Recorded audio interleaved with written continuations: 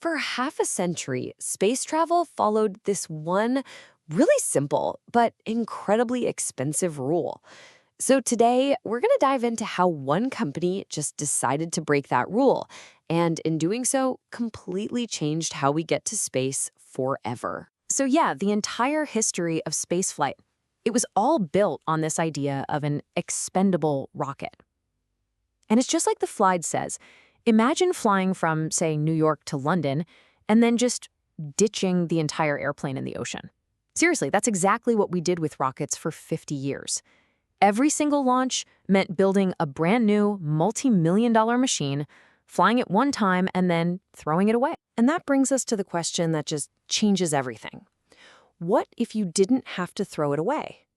I mean, it seems so simple, right? But actually doing it? Well, that would turn out to be one of the biggest engineering challenges of our time. All right, so let's dig into the core problem here.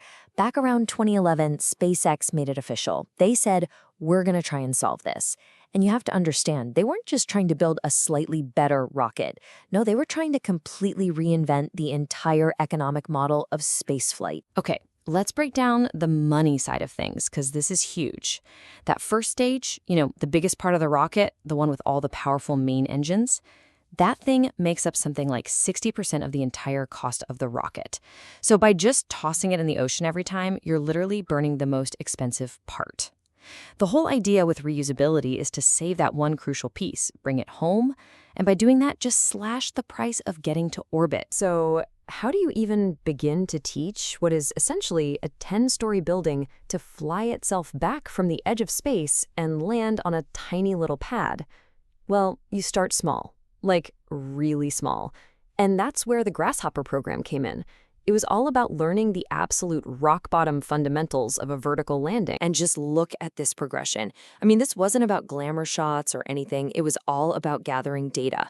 They started out in September of 2012 with this tiny little hop. It only lasted 3 seconds and went up just 6 feet. But it worked. Fast forward about a year, and that same test vehicle was soaring up to almost 750 meters and landing itself perfectly. They were proving the physics, step by methodical step. Okay, so after they basically mastered the basics on solid ground, it was time for the real test, the main event. Trying to land an actual orbital class booster coming back from space at thousands of miles per hour. Oh, and just to make it harder, they decided to do it on a tiny little robotic ship floating in the middle of the ocean. Yeah, the learning curve was about to get super steep and very, very public. The early wins with Grasshopper gave them a ton of confidence. But landing a real Falcon 9 booster was a completely different animal. Their first shots at landing on that drone ship, well, let's just say they turned into a series of pretty spectacular, fiery failures. So on that first big attempt in January 2015, they actually got it to the target. The rocket found the drone ship, which is amazing in itself, but it came in too hot, ran out of the hydraulic fluid it needed for the control fins, and, well, as the source puts it, it hit the platform hard. A massive explosion. Close, but definitely no cigar. And then came the next try in April 2015. And this one, oh man, this one was even more heartbreaking because it actually landed. For a split second, it was standing there right on the deck of the drone ship.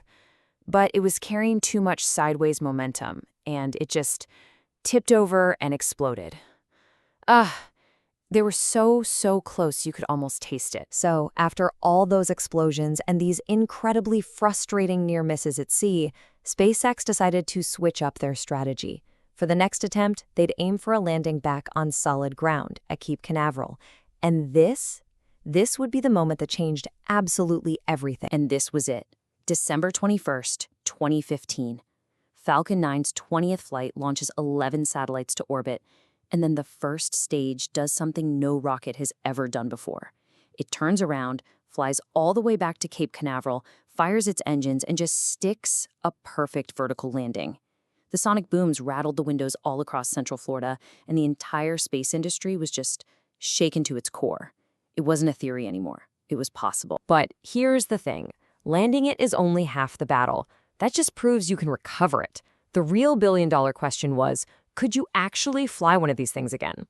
It took them more than a year of inspections and analysis, but then in March 2017, they launched a paying customer satellite on a used booster.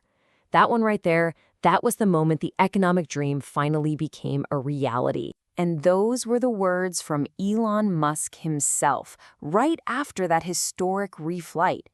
He knew this wasn't just some cool technical trick. This was the key that was going to unlock a totally new era for our access to space. Okay, so proving you can do something is one thing, but building a rocket that's designed to do it over and over and over again, quickly and reliably, that was the next massive challenge.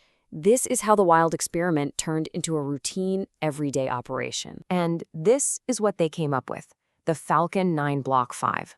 This is the final, totally optimized version built from the ground up for reusability.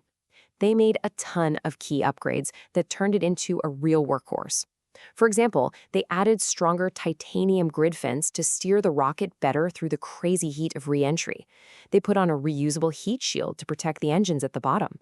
Every single piece was re-engineered not just to survive the drift, but to be ready to fly again fast. And the result of all those upgrades? I mean, just look at this data from 2025. It's absolutely staggering. Over 84% of all Falcon launches are now on a previously flown booster. Reusability isn't some rare event anymore. It's the absolute norm. It went from impossible to routine in, less than a decade? Just incredible. And the raw numbers here, they really show you the true scale of this operation. Right now, they have an active fleet of 18 of these boosters. One single booster, B-1067, has flown to space and back 29 times. And get this, the record for the fastest turnaround, landing a rocket and then launching it again, it's now just 9 days. That's the kind of schedule you see from an airline, not what we used to think of as a traditional space program. So if you've totally mastered reusing the first stage of your rocket, what's the next logical step? Well, you go bigger, and you try to reuse the whole darn thing. And their growing confidence was put on this just stunning display with the Falcon Heavy. I mean, this rocket is basically 3 Falcon 9 boosters all strapped together. And on its very first flight, it launched and then returned 2 of those side boosters to land side by side in perfect, beautiful synchrony. It was this jaw-dropping flex, a total demonstration of their precision and control. And all of this work, all these landings, they're all leading to the ultimate goal, Starship.